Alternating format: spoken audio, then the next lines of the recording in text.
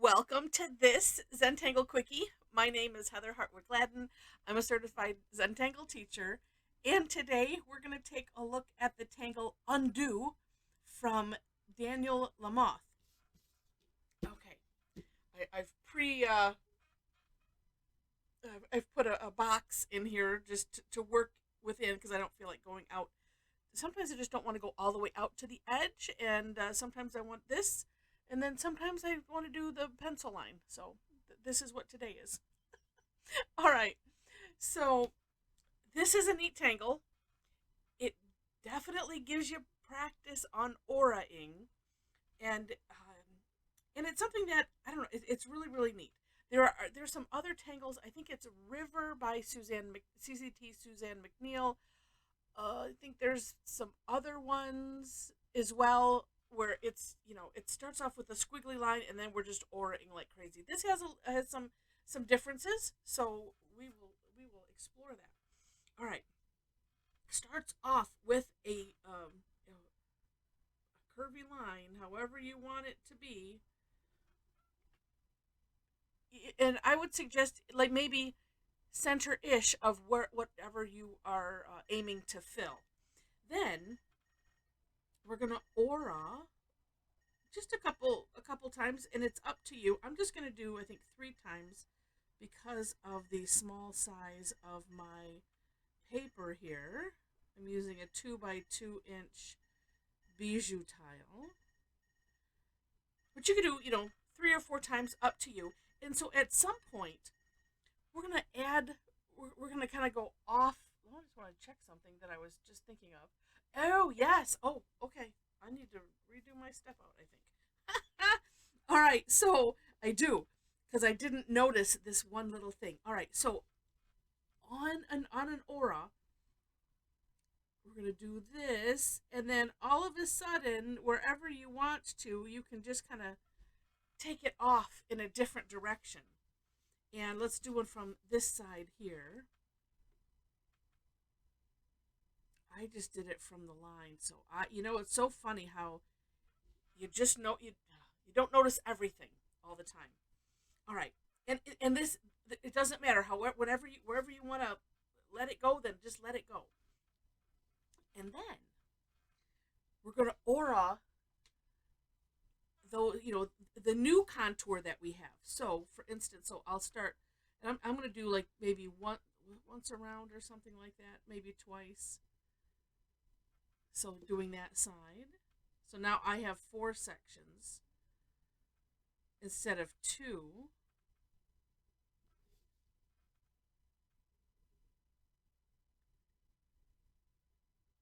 And the reason I'm auraing each section, kind of like Crescent Moon, if you've done that tangle. And if you haven't, I do have a video on that. It's one of the classics. It's one I kind of reserve it for teaching wise for my Zentangle Essentials class because it teaches this technique of auraing. Um, but taking each one gets its turn, so that way it's kind of filling up at the same rate. Just usually just in the beginning stages, especially for something like this, and then you get to decide at some point. And again, because mine is small, I'm going to decide it now. And this one I might do a couple more rounds. But so what we're going to do is aura, but put in some kind of a shape in there. Yeah, and I'm doing it. I don't. This is maybe. Well, no, I could still do that in there. Maybe I was thinking. Well, maybe it's just too big. We can make a peanut there. Maybe I'll do one more around in here. Yeah, and then I'm gonna add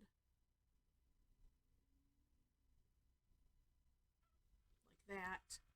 And let's just go ahead and add one here. But this is one of those completely up to you, wherever, however you want to add these. And then we have a new contour to aura like that. And so then, and this, because I'm probably not going to do it again at this stage.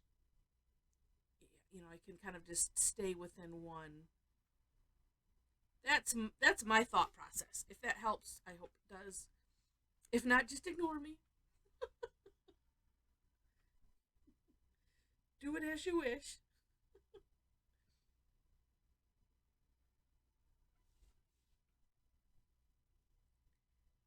And so it's just kind of neat how we're creating new paths, and it just makes it a little bit more interesting than, um, or add some interesting elements. I'll say it that way instead to this, and yeah, just really really neat. And then what we'll do is, well, you know what? In Daniel's step out, the next, after this, we're gonna aura the insides of these. But part of me's thinking, if you wanted to, you could just leave them open because it's Zentangle. You can do whatever you want to do. You could make it into a nice, a gem or stone if you wanted to.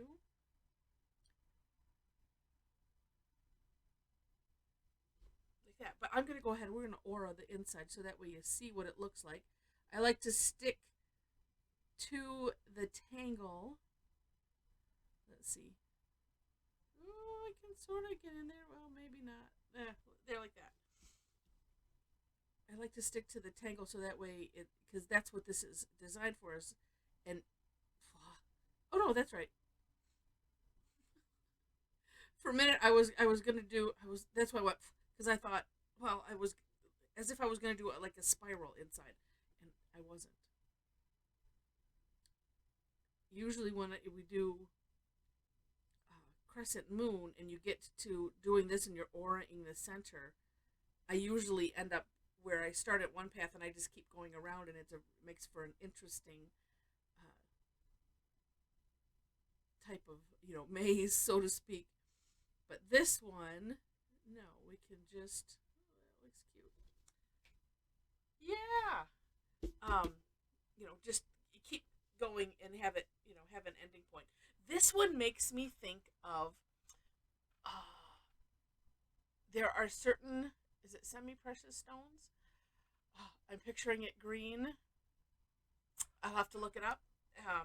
But anyway, it has bands like that. So this is kind of neat. So you could take this if you like to do gems and things. This could be really really interesting.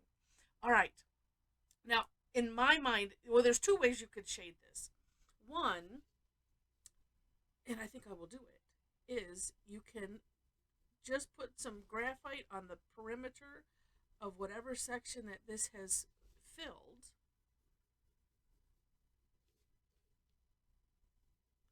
I could have done my four corners of a border after all, couldn't I have?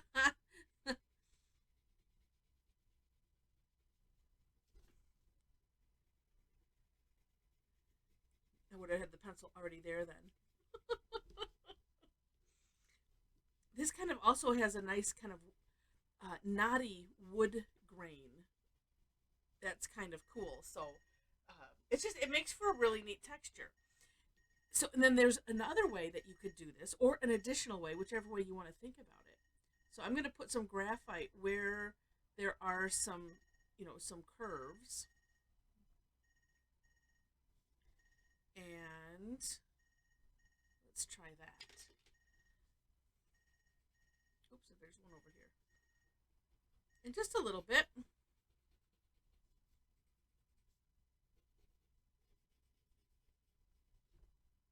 And see how interesting that makes it? So wherever, oops, here's one I missed. So wherever, you have a bunch of curves, you can just add some light graphite, and it just makes it even more wavy. How cool is that? All right, neat tangle. Hope you enjoyed it. If you did, please click the like button. And if you liked it enough to see more, would love to have you be a subscriber to the channel. In the description section, you'll find. I'm going to revise my step out before I put it in there after realizing this. But description section, you'll find links to the step outs. ways to connect with me if you wish to. So I have a link to my website. I do classes twice, twice a week, and I do 2 sessions on each of those 2 days. So you'll see that information there. Um, Link to my Facebook page, and if you happen to be on Facebook and want to hang out with a bunch of amazing and just a little bit crazy Tangle Addicts, we'd love to have you be part of our fam. Um, you click that link. There are some questions to gain access to that page, and hopefully we'll see you there for more tangling fun. All right, so with that, thanks so much for watching, and I wish you happy tangling.